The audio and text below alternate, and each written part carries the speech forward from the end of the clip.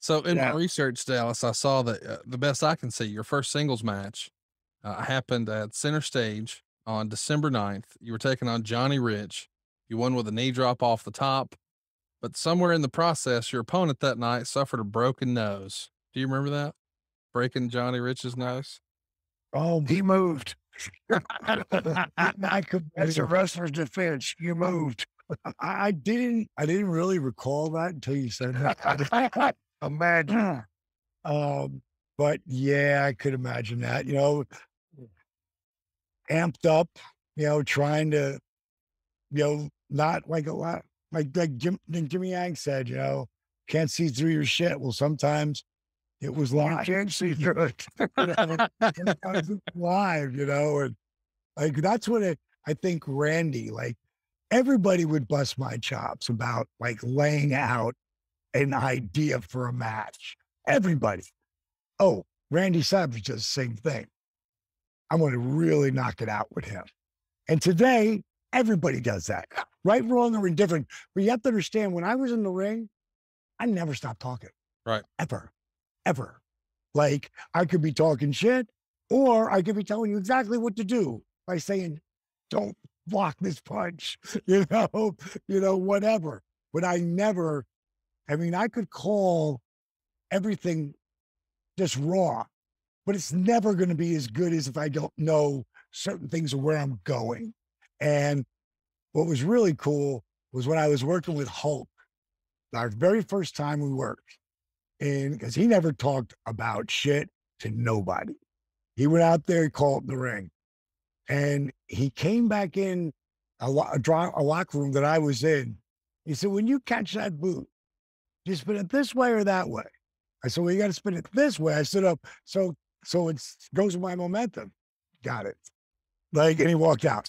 Like that he would take the time though to ask that of me was like, wow, that's super cool. I got a message on my machine from Austin the next day when I got home off the road.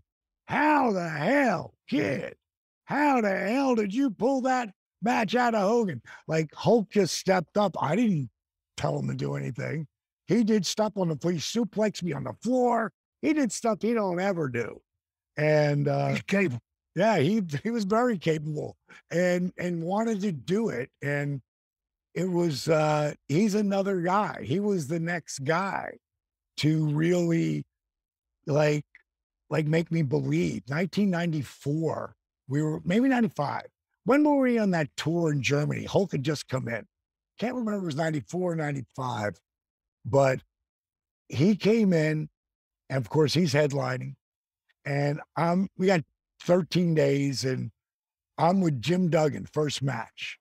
And by the fifth one, Hulk had pulled me over as I came out through the curtain.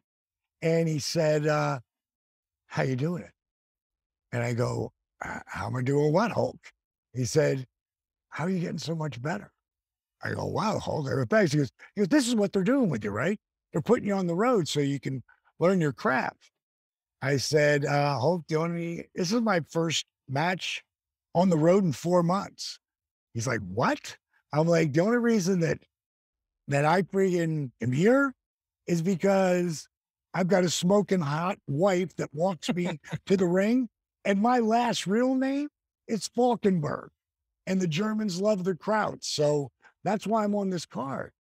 And he said, well, then how the hell are you doing it? I don't see you on TV that much. I thought it's because you broke Johnny Rich's nose and he couldn't make it. The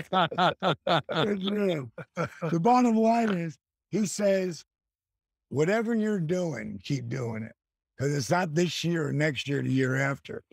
But somewhere down the line, you and I have the ability, I really believe it, to draw money together. And he actually said huge money. And I thought, did he just say he watched my matches? Right. That was a huge thing for me. And it gave me, again, that belief. And then I think it was 94. Yeah, September 94. September 94. Yeah, so he, friggin' 4 years later, he's on the Tonight Show with Rodman, and me and Malone walk out and throw down a shooter angle on the Tonight Show. second biggest drawing pay-per-view after him and Sting. And that they promoted for a whole year. So pretty damn cool to be, to fulfill that manifestation,